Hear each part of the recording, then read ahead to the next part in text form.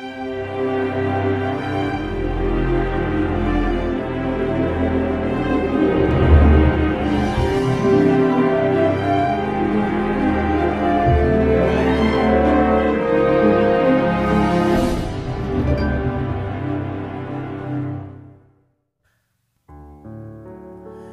Tawarik 1.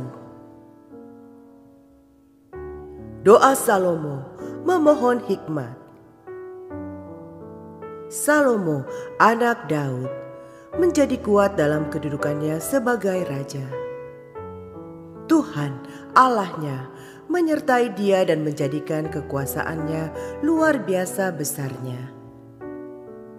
Salomo memberi perintah kepada seluruh Israel, kepada kepala-kepala pasukan 1000 dan pasukan 100, kepada para hakim dan kepada semua pemimpin di seluruh Israel, yakni para kepala puak. Lalu pergilah Salomo bersama-sama dengan segenap jemaah itu ke bukit pengorbanan yang di Gibeon, sebab disitulah kemah pertemuan Allah yang dibuat Musa, hamba Tuhan itu, di padang gurun. Tetapi Daud telah mengangkut tabut Allah dari Kiryat Yearim ke tempat yang disiapkannya bagi tabut itu, sebab ia telah memasang kemah untuk tabut itu di Yerusalem. Namun mezbah tembaga yang dibuat Bezaleel bin Uri bin Hur masih ada di sana di depan kemah suci Tuhan. Maka kesanalah Salomo dan jemaah itu meminta petunjuk Tuhan.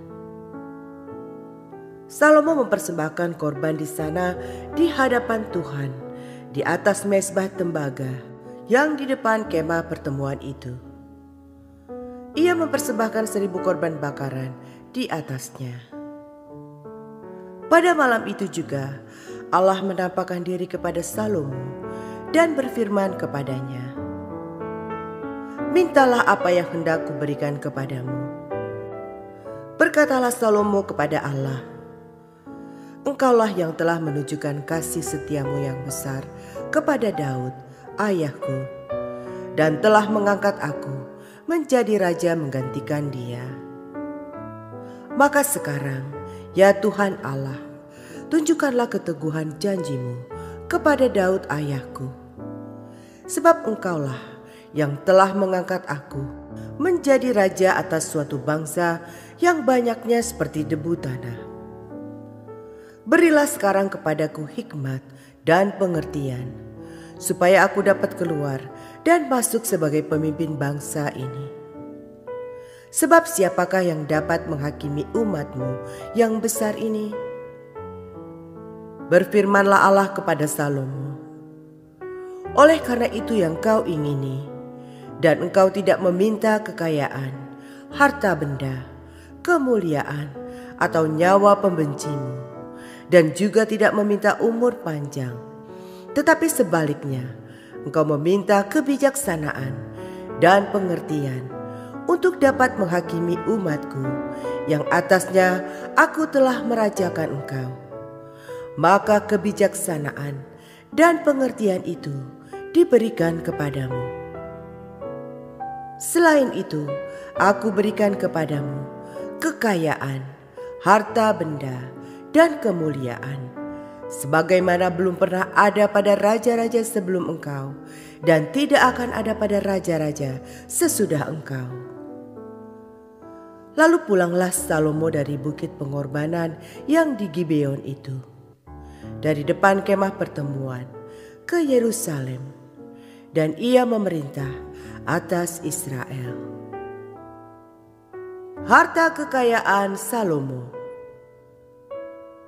Salomo mengumpulkan juga kereta-kereta dan orang-orang berkuda, sehingga ia mempunyai 1.400 kereta dan 12.000 orang berkuda, yang semuanya ditempatkan dalam kota-kota kereta dan dekat raja di Yerusalem. Raja membuat banyaknya emas dan perak di Yerusalem sama seperti batu, dan banyaknya pohon kayu aras sama seperti pohon ara yang tumbuh di daerah bukit. Kuda untuk Salomo didatangkan dari Misraim dan dari Kewe. Saudagar-saudagar raja membelinya dari Kewe dengan harga pasar.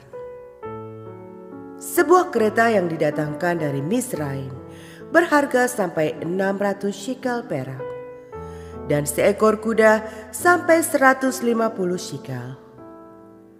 Dan begitu juga melalui mereka dikeluarkan semuanya itu kepada semua raja orang Het dan kepada raja-raja Aram.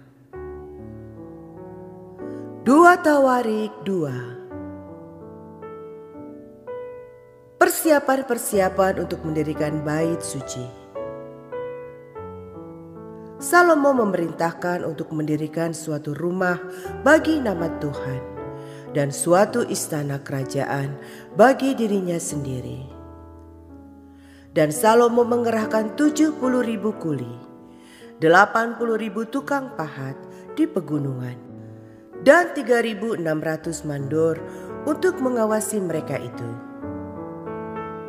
Lalu Salomo mengutus orang kepada Huram, raja negeri Tirus, dengan pesan, "Perbuatlah terhadap aku seperti yang kau perbuat terhadap ayahku Daud, ketika engkau mengirim kayu aras kepadanya, sehingga ia dapat mendirikan baginya suatu istana untuk tinggal di situ. Ketahuilah, aku hendak mendirikan sebuah rumah bagi nama Tuhan Allahku, untuk menguduskannya bagi Dia, supaya di hadapannya dibakar ukupan dan wangi-wangian. Tetap diatur roti sajian dan dipersembahkan korban bakaran pada waktu pagi dan pada waktu petang, pada hari-hari Sabat dan bulan-bulan baru, dan pada perayaan-perayaan yang ditetapkan Tuhan Allah kami. Sebab semuanya itu adalah kewajiban orang Israel untuk selama-lamanya. Dan rumah yang hendak kau dirikan itu harus besar, sebab Allah kami lebih besar dari segala Allah.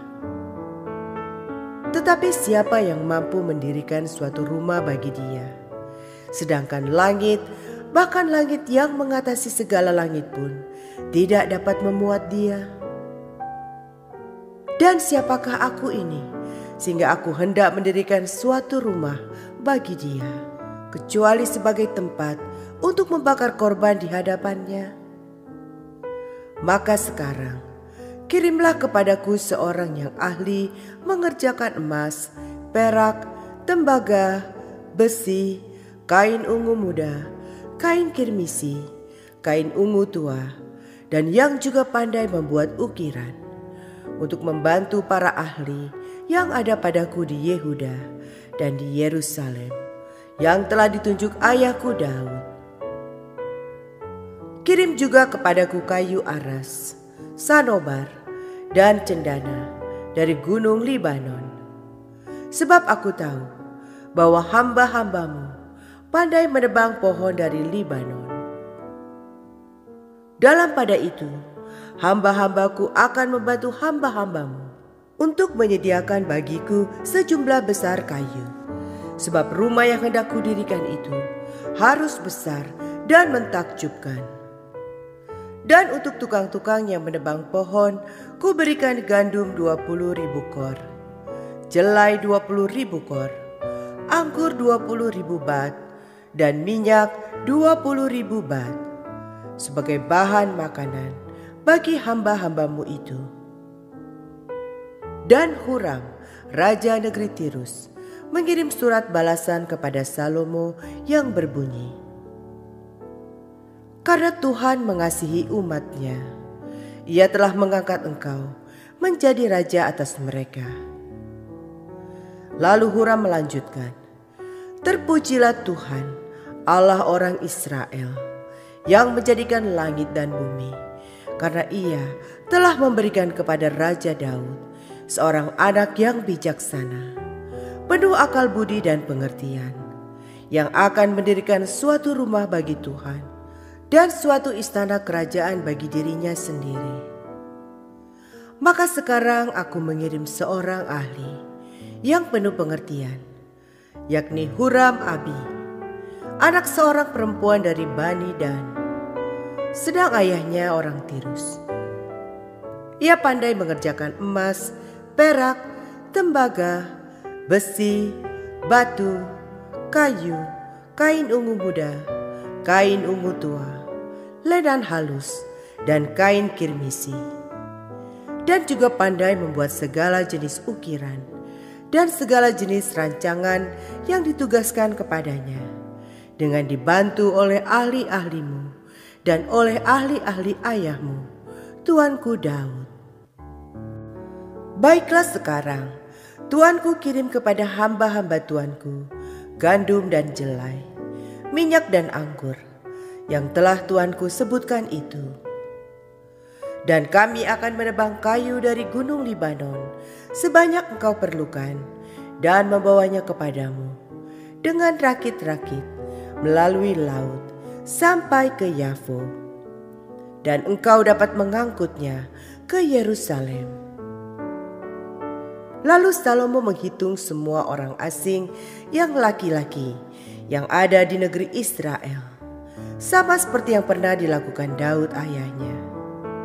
Maka terdapatlah 153.600 orang. Dan dari antara mereka 70.000 orang dijadikannya kuli, 80.000 orang tukang pahat di pegunungan, dan 3.600 orang mandor yang harus menyuruh orang-orang itu bekerja.